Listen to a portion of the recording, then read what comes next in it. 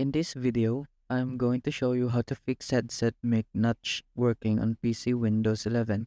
So just navigate your microphone privacy settings and you can see, just make sure that it is on.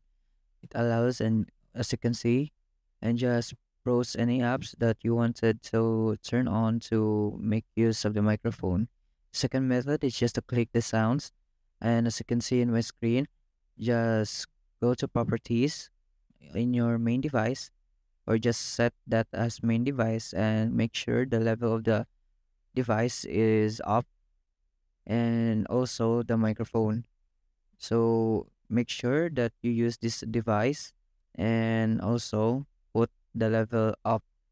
For the third method is just to navigate device manager, and as you can see, have to go to update your driver or your main device so that the driver of your main device will be up to date.